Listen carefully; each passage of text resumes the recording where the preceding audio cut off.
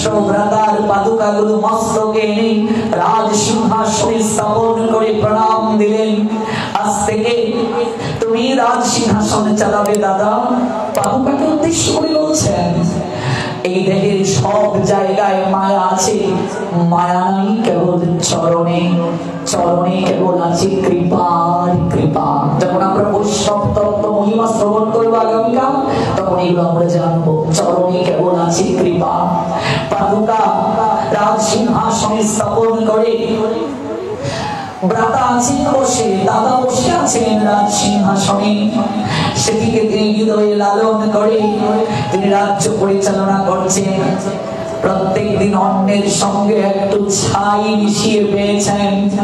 আড়াই হাত নিচে মৃত্তিকা খনন করে শয়ন করেছেন। 14টি বছর পরে দশানন বধ হলো। জানকীকে সঙ্গে করে রঘুপতি শ্রীরামচন্দ্রের অযোধ্যায় প্রত্যাগমন হলো। পাদুকাকে মাথায় করে ভরত সেদিন শ্রীরামচন্দ্রের সম্মুখে দাঁড়িয়ে গিয়ে বলেছিলেন, দাদা এই নাও তোমার পাদুকা সযতনে 14টি বছর আমি রক্ষণাবেক্ষণ করে আসছি। এর থেকে বড় দায়িত্ব, শ্রেষ্ঠ দায়িত্ব আমার জীবনে আর কিছু হতে পারে না। এই দুটো পাদুকা তুমি চরণে ধারণ করে এই রাজ সিংহাসনের ভার বহন করে মস্তকটায় তুমি মুকুট পরিধান করে দাসকে কিঙ্করকে অনন্ত জন্মের জন্য তোমার চরণে আশ্রয় দাও। এমন ভ্রাতৃ সম্পর্কের নিদর্শন আজ সমাজে আলোচনা হচ্ছে না বলে আমাদের সম্পর্কের এত অবনতি। লক্ষণ শক্তিশাল শ্রবণ করুন, ভ্রাতৃ সম্পর্ক কাকে বলে, ভাই ভাইয়ের প্রতি দায়িত্ব কি, কর্তব্য কি।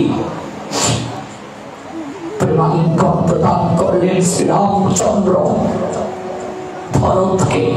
ভাই আমার কাছে তুই কি চাস বল, তোর ইচ্ছেটা কি?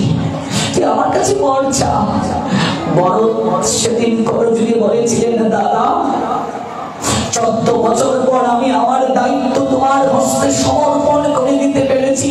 এর থেকে শ্রেষ্ঠ পুরস্কার, শ্রেষ্ঠ বর আমার জীবনে আর কি হতে পারে? তবে হৃদয় মাঝে একটা লালসা রয়ে গেছে। 14টা বছর আমি তোমার কোল থেকে বঞ্চিত ছিলাম। 14টা বছর আমি তোমার স্নেহ থেকে, মমতা থেকে, ভ্রাতৃ প্রেম থেকে বঞ্চিত ছিলাম। আবার যদি কোনদিন আমার জন্ম হয়, আমি যেদিন তোমায় বনবাস থেকে ফিরিয়ে আনতে গিয়েছিলাম, সেদিন তুমি আমার কথা রাখলে না। আমি কনিষ্ঠ, তোমাকে শাসন করতে পারিনি, জোর করে শাসন করে তোমায় নিয়ে আসতে পারিনি। আবার যদি কোনদিন আমার জন্ম হয়, আমি একসঙ্গে দুটো সম্পর্কের আমি আস্বাদন করতে চাই। আমি যেন তোমায় শাসন করতে পারি, আমি যেন তোমার বুকে ঘুমাতে পারি, তোমায় জড়িয়ে ধরে থাকতে পারি, তোমার কাঁধে চড়তে পারি। আমি আর ভাই হয়ে নয়, আমি তোমার বন্ধু হয়ে জগতে আবার আসতে চাই। আমি তোমার ভাই হয়ে নয়, আমি তোমার সখা হয়ে জগতে আসতে চাই। এই ভরত জন্ম নিলেন ভক্ত শ্রেষ্ঠ সুদামা বিপ্র হয়ে। ভরত জন্ম নিলেন সুদামা বিপ্র হয়ে, যে রাজ সিংহাসনে পাদুকা রেখে 14 বছর এই রাজভবনে তিনি সন্ন্যাস ধর্ম প্রতিপালন করে সন্ন্যাসের সন্ন্যাসীর ন্যায় জীবন ধারণ করলেন। সেই রাজ সিংহাসনে গোবিন্দ জীর্ণ শীর্ণ চেহারা মলিন বসন্তারী সুদামা বিপ্রকে রাজ সিংহাসনে বসিয়ে নিজের হাতে চরণ ধৌত করে দিয়েছিলেন। গোবিন্দ আরতি প্রদর্শন করিয়েছিলেন, প্রেমালিঙ্গন দিয়েছিলেন। রুক্মিণী, ও রুক্মিণী, ও সত্য বাবা, একবার আসো, দেখে যাও আমার সুদামা এসেছে, আমার ভাই এসেছে, আমার হৃদয়ের ধন, আমার নয়নের পুত্রী, আমার প্রেমের পূজারী সুদামা, আমার ভাই, আমার বন্ধু, আমার নয়নের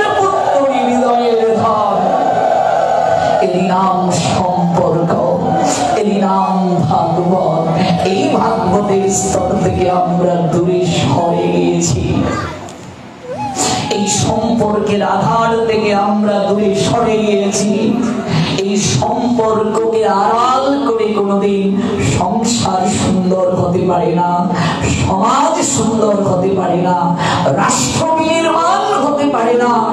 সংসার স্বর্গময় হয়ে যেতে পারে, সমাজ সংসারে আনন্দের ফলধারা নামতে পারে। এই সম্পর্ক যদি চির অটুট থাকে, এই সম্পর্ককে বাঁশ কাটিয়ে নয়, রাজসিংহাসনে বসিয়ে আরতি প্রদর্শিত করা হলো। নিজের মস্তকের মুকুটটা সেদিন সুদামা বিপ্রের মস্তকে পরিধান করিয়ে দিয়েছিলেন। এমনকি শয়নের সময় নিজের চরণ সেবা পর্যন্ত গোবিন্দ সুদামার করেছিলেন। আর যে ঝুলিতে খুদের নাড়ু নিয়ে এসেছিলেন সেটি সযত্নে গ্রহণ করেছিলেন। আর হৃদয়ের মাঝে অনুরোধ ছিল, আমি যেন তোমায় শাসন করতে পারি। গুরুকুলে পাঠ যখন গ্রহণ করতে গেলেন সেদিন কাঁধেও চড়েছিলেন, শাসনও করেছিলেন। তাই বন্ধুর সম্পর্কে সব হয়, শাসন হয়, কাঁধে চড়াচড়ি হয়, অন্তরঙ্গ ভাবে মেশা যায়। যেটা আমি কনিষ্ঠ ভ্রাতা রূপে তোমার কাছ থেকে গ্রহণ করতে পারিনি, 14 বছরের জন্য আমি বঞ্চিত ছিলাম। আজকে সেই সকল কিছু স্নেহ, প্রীতি, ভক্তি, অনুরাগ সকল কিছুকে আপনা থেকে গ্রহণ করছেন ভরত পরবর্তী লীলায় সুদামা বিপ্র। 14 বছর কইকেয়ীকে আমাদের প্রসঙ্গ মা বলে ডাকলেন না। ভাগবত জানালেন সেই মা মা হতে পারে না, মাতৃ আসন থেকে স্খলিত হয়ে যায়। যে সন্তানের জীবনে অহৈতুকী কৃষ্ণ প্রেম রস বদনে দিতে না পারে। শ্যামানন্দ প্রভুর নাম আপনারা জানেন, যিনি ব্রজধামে প্রেমময়ী শ্রীমতী রাধারানীর চরণের নূপুর প্রাপ্ত হয়েছিলেন। স্বয়ং ললিতা সখী প্রেমময়ী শ্রীমতী রাধারানীকে অহৈতুকী কৃপা শ্যামানন্দকে করার জন্য অনুরোধ করেছিলেন। মনে রাখবে, যুগল ভজন সখী আনুগত্যে, সখী পাশ কাটিয়ে মঞ্জুরি ভাবনারা থেকে সরে গিয়ে রাধা গোবিন্দের ভজন হয় না। প্রেম ভক্তির মহাজন নরোত্তম দাস ঠাকুর জানালেন, ললিতা বিশাখা আদি যত সখী বৃন্দ আজ্ঞায় করিব সেবা চরণারবিন্দ। ললিতা সখী বলেছিলেন প্রেমময়ীকে, ও প্রেমময়ী, তুমি ওই দুঃখী কৃষ্ণদাসকে অহৈতুকী কৃপা করো। আপনারা জানেন সর্বপ্রথম ওই শ্যামানন্দ প্রভুর নাম ছিল দুঃখী। শ্রীকৃষ্ণ মন্ডলার দুর্গা দেবীকে আশ্রয় করে তিনি জগতে এলেন। পরবর্তীতে গুরুদেব হৃদয় চৈতন্য তার নাম দিলেন কৃষ্ণদাস। হৃদয় চৈতন্যের গুরুদেবের নাম কি? গৌরীদাস পণ্ডিত। গৌরীদাস পণ্ডিত ব্রজলীলায় কে ছিলেন? সুবল সখা। সুবল কে ছিলেন? ত্রেতা যুগে বিভীষণের পুত্র তরুণী সেন। ওই তরুণী সেন সুবল হলেন গৌরীদাস পণ্ডিত। গৌরীদাস পণ্ডিতের শিষ্যের নাম হৃদয় চৈতন্য। হৃদয় চৈতন্যের প্রথম নাম ছিল হৃদয়ানন্দ। হৃদয়ের মাঝে গুরুদেব চৈতন্যকে নৃত্য করতে দেখে হৃদয়ানন্দের নাম দিয়েছিলেন হৃদয় চৈতন্য। ওই হৃদয় চৈতন্যের নিকট থেকে দীক্ষা প্রাপ্তির পর দুঃখীর নাম হলো কৃষ্ণদাস। ওই দুঃখী কৃষ্ণদাস শ্যামাকে আনন্দ দান করলেন। শ্যামা হলেন রাধারানীর একটা নাম। ওই শ্যামাকে আনন্দ দান করানোর কারণে ললিতা সখী প্রার্থনা করলেন শ্যামাকে, অর্থাৎ প্রেমময়ী রাধারানীকে। ওই রাধারানী নূপুর কপালে স্পর্শ করিয়ে নূপুর তিলক অঙ্কিত করে দিলেন। শ্যামানন্দ পরিবারের তিলক নূপুর তিলক। ওই শ্যামানন্দের মায়ের দিকে তাকান, মা কাকে বলে, বাবা কাকে বলে? বিবাহের এতটা বছর হয়ে গেল, সন্তানহীনা, সন্তান প্রাপ্ত হতে পারছেন না। দারিদ্রের সীমায় বসবাস। একদিন দুর্গা দেবী শ্রীকৃষ্ণ মন্ডলকে বললাম না, ও জগতের নাথ জগন্নাথ অন্তর্যামী গো, তার কাছে যে যা চায় তাই পায়, আমরা তো গরিব, এবার যাও না তার কাছে গিয়ে একটু ধন প্রার্থনা করো। শ্রীকৃষ্ণ মন্ডল স্ত্রীকে প্রেমালিঙ্গন দিয়ে ছুটলেন নীলাচলের উদ্দেশ্যে পদব্রজে। তখন তো এরকম যোগাযোগ ব্যবস্থা ছিল না।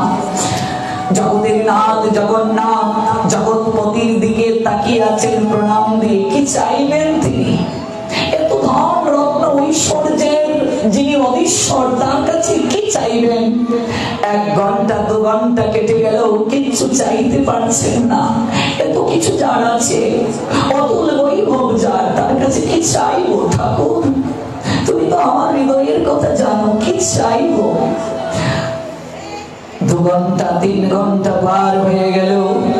জগন্নাথের দিকে দৃষ্টি নিবদ্ধ করে শ্রীকৃষ্ণ মন্ডল বলছেন, প্রভু আমার স্ত্রী আমায় বলে দিয়েছেন কত দরিদ্র আমরা, একটু ধন যেন একটু প্রাপ্তি হয়, কিন্তু আমি তোমার কাছে সেই জড় জগতের কোনো ধন প্রার্থনা করতে আজ আসিনি।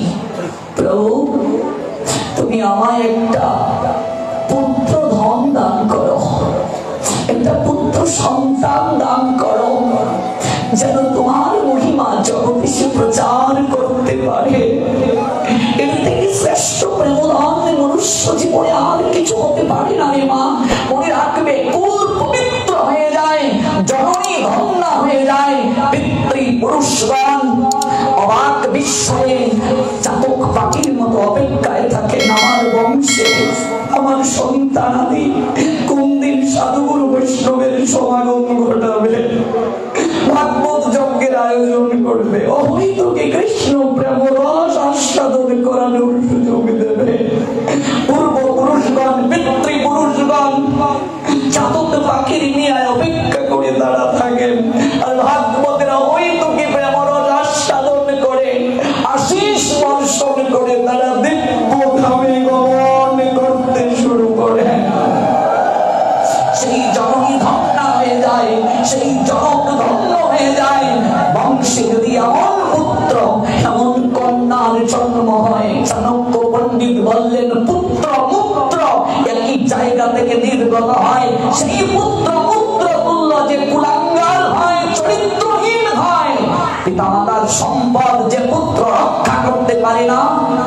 সম্পদ মানে শুধু জগতের ধন নয়, পিতামাতা যা রেখে গেলেন ব্যক্তিত্ব, সম্মান, প্রেম, ভক্তি, মন্দির, সকল কিছু যে সন্তান রক্ষা করতে পারে না, চাণক্য পণ্ডিত বলেন সে পুত্রের ন্যায় বিবর্জিত।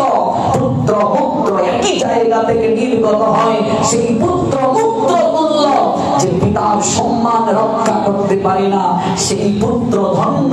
পিতৃকুলকে মাতৃকুলকে একুশ কুলকে উদ্ধার করতে পারে যদি প্রহ্লাদের ন্যায় হয়ে যায়। তুমি আমার একটা পুত্র ধন দান করো, প্রেম ধন দান করো, যে পুত্র